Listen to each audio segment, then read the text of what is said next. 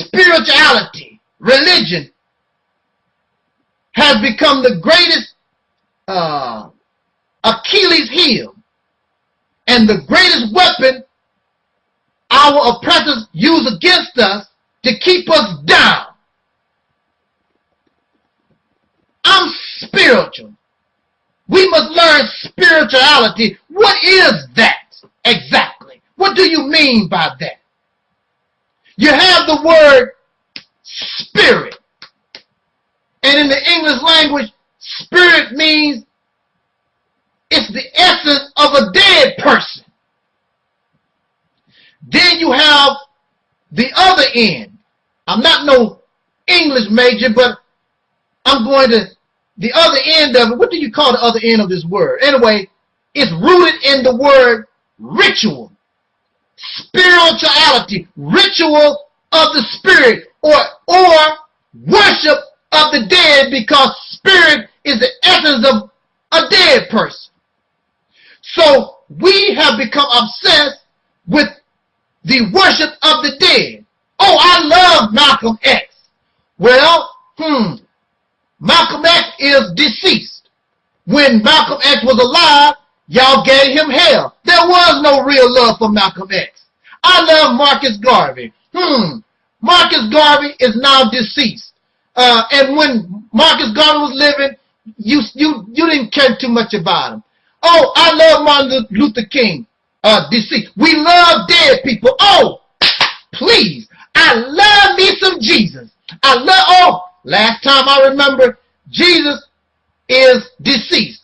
Oh, of course, he was raised from the dead. There's no proof of that.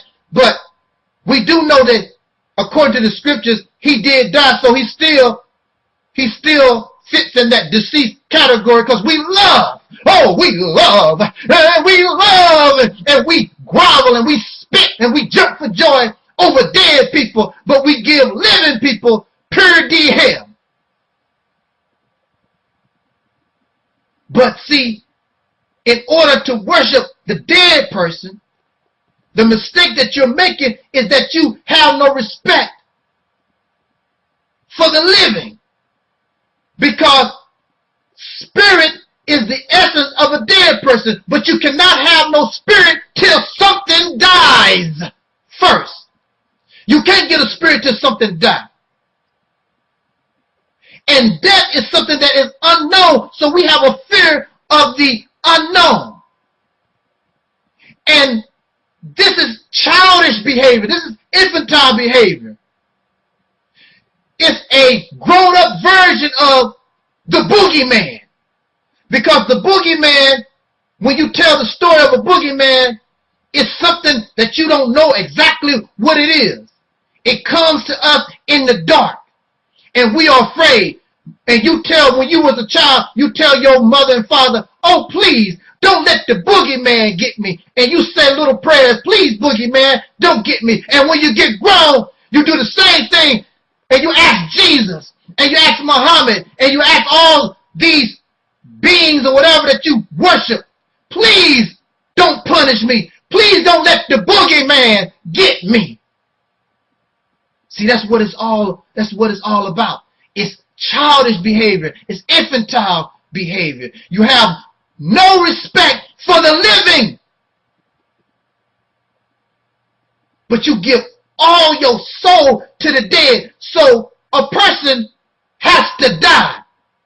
You don't go visit nobody. You don't call nobody. You don't write nobody. But as soon as they die, you get in your car and you drive 800, 1,000 miles to a funeral. And then you praise this person and you talk about this person after they die. But when they was living, you didn't send a postcard, no telephone call, no visit. All of a sudden they did. We have an obsession with the dead. So we have our leaders and our upcoming rising leaders that's trying to be born. You have no respect for them because they're living. And the only thing on our minds is worship of the dead. And why do you worship the dead? You like Malcolm X, you like Marcus Garvey, and you like sick people that's ready to die. You like this because you can make them whatever you want to make them. But see, you're doing yourself a disservice because only the living can help the living. The deceased have gone to, I hope, a better place or wherever it is. They are no longer interested in your affair. Only a living person can help us. So instead of worshiping the dead, if you're going to be spiritual, then you should be finding the essence of that which is deceased that made it alive at one time. That's what you need to be doing. Because once something is deceased, once it is dead, it no longer exists. It no longer, time no longer is in effect. And you're living in time. Nothing dead can help you. In fact, the living is the one that moves the dead. The living puts the dead in the coffin. The dead can do nothing. You got it backwards. It's the living that helps the dead rather than that which was dead can help the living. Once it is dead, once it no longer exists, it can no longer help you. But we have this obsession. I'm spiritual. We have to understand spirituality. Then you are understanding, then you have an understanding of death of which you don't, because death is unknown. The only thing you can do is worship the dead and practice your ritual of the spirit. That's the only thing that you can do. When you should be concentrating on living, because you will learn what death is sooner or later anyway. What's the rush? But we have a fear of death. We have a fear of the unknown. When you are living and you should be learning how to know. And when you know, you can grow. So I'm not interested in your spirituality. It does nothing for black people, and we should reject all these different things. That's why you can't grow and you can't move forward as a people. You expected somebody dead to come save you, and it hasn't happened then, and it won't happen now. Thanks for listening. Jot down your comments. Time is out.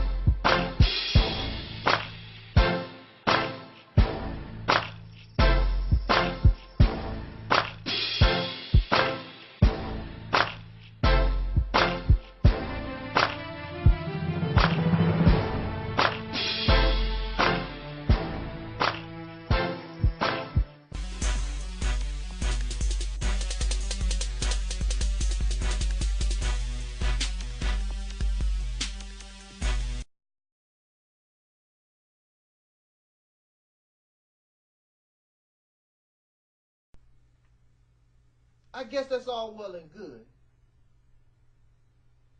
But when I was in the Nation of Islam, I am very sure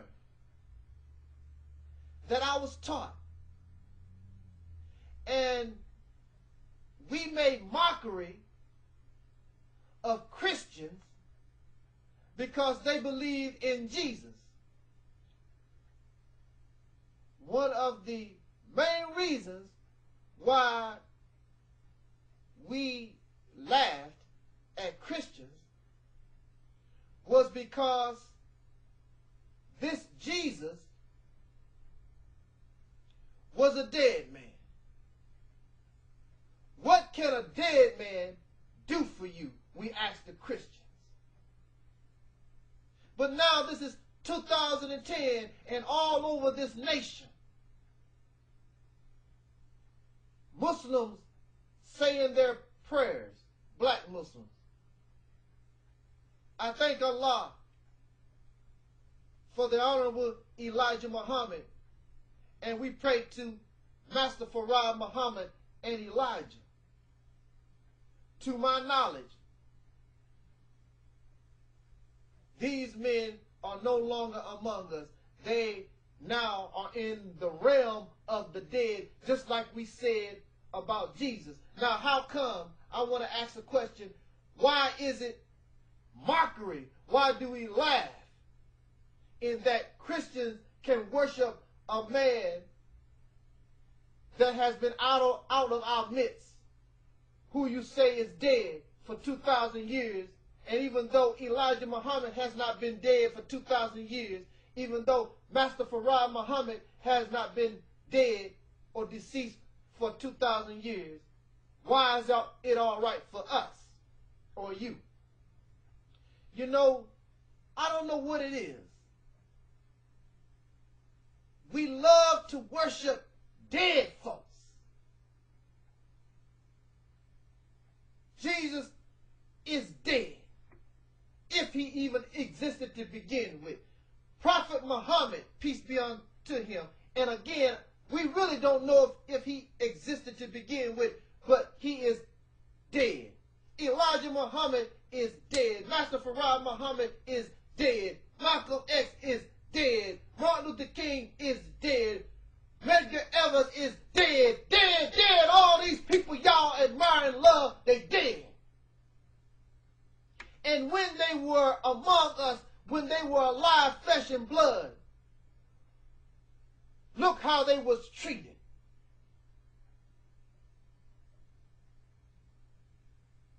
Our time runs out so quickly, but I also wanted to add something else on to this. There are many of us, we don't worship known men. We don't worship a Jesus. We don't worship a Muhammad or a Malcolm. We decide to worship the gods. The woman god of fire, the male god of thunder, all these different gods. There are many of us who have decided to turn to witchcraft, and they call themselves Wiccans now. And they got all these different various gods that they worship. All kinds of gods. I ain't never seen people. The bottom line, y'all like to worship the dead, but y'all scared of the dead.